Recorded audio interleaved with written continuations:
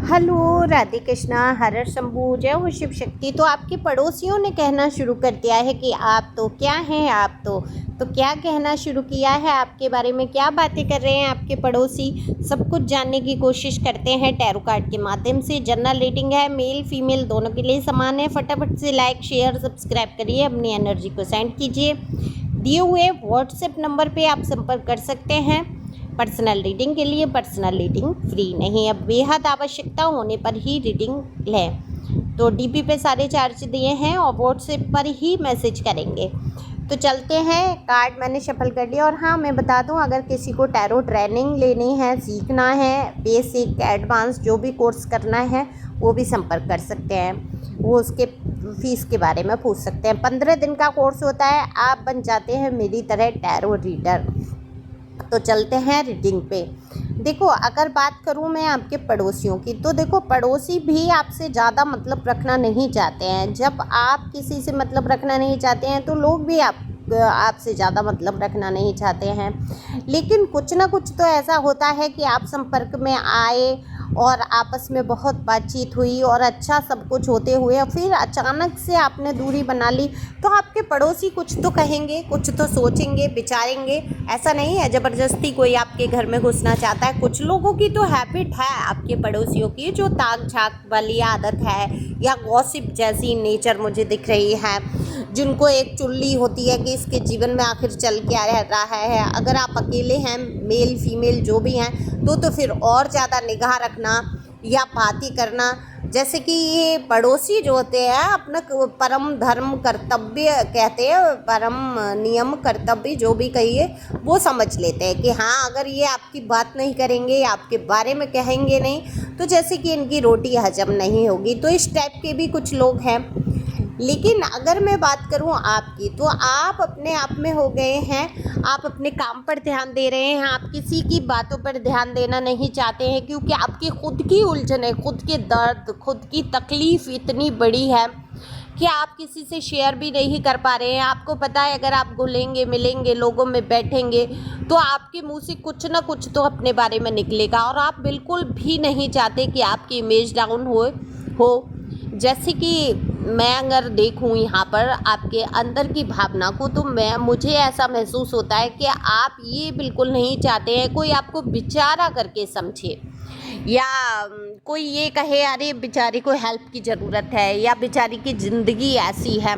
ये बिल्कुल भी आप नहीं चाहते। तो मैं सच बताऊं तो आपको कोई बेचारा समझ भी नहीं रहा है, क्योंकि आप लगते भी नहीं हो बेचारे, कंडीशन चाहे आपकी जैसी हो।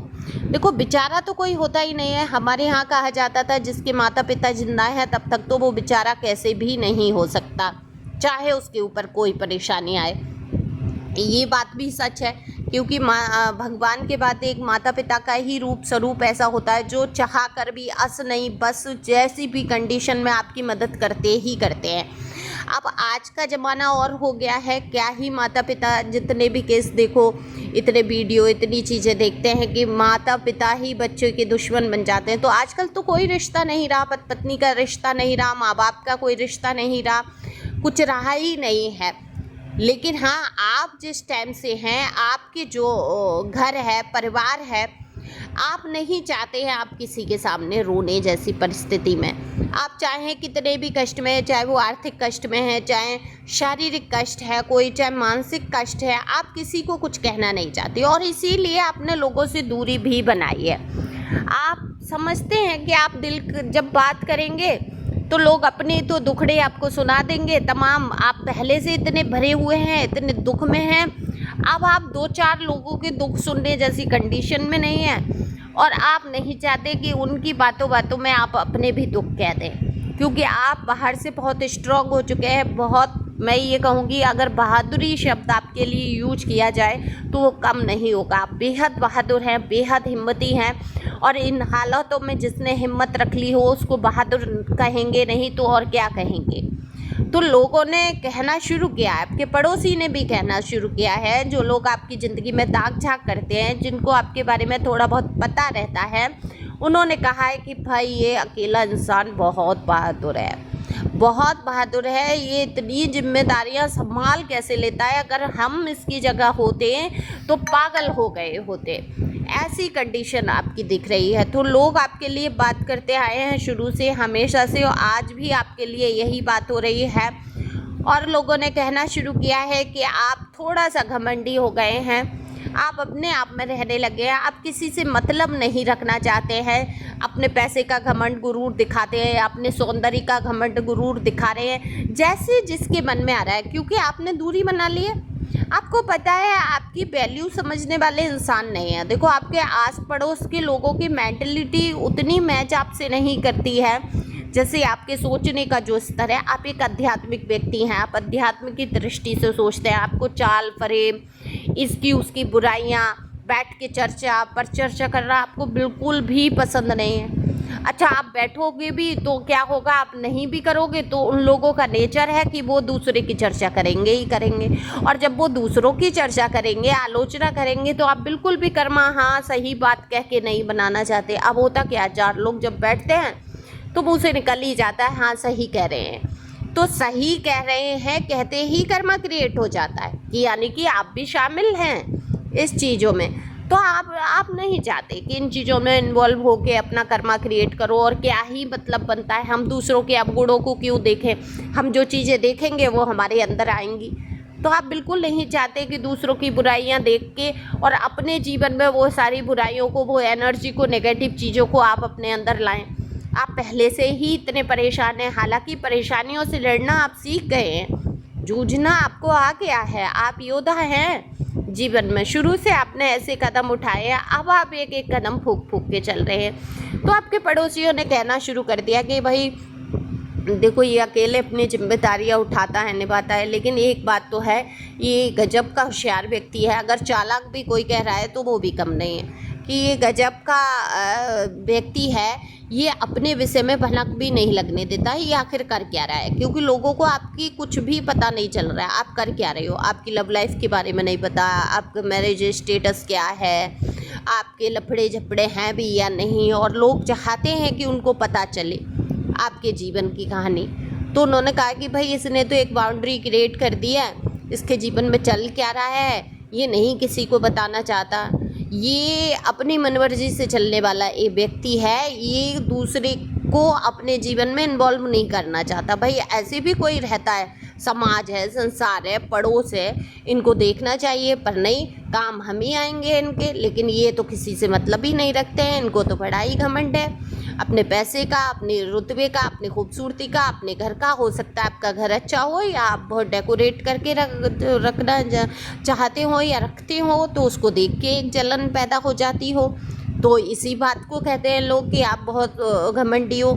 लोग ये भी कहते हैं आप फिजूल खर्ची बहुत करते हो, बहुत आए दिन शॉपिंग करना, ऑनलाइन हो सकता है आप शॉपिंग कर रहे हो या कुछ लाना, या आपके घर में कुछ ना कुछ आता ही रहना, तो लोगों को लगता है फिजूल खर्ची बहुत करते हैं। अब वो फिजूल खर्ची शब्द जो है कौन लोग करते हैं, जिनका मन तो खूब करता है खर्चा करने का, उनका भी मन करता है शॉपिंग करने का, लेकिन कंजूस महान है या किसी तरीके से वो चीज़ें नहीं ले पा रहे हैं। कोई बात हो सकती है जीवन में, हालांकि मरे गिरे से तो कोई नहीं दिख रहे हैं, ऐसे तो कोई नहीं है जिन पे इतना पैसा नहीं है, पर कंजूस है ना।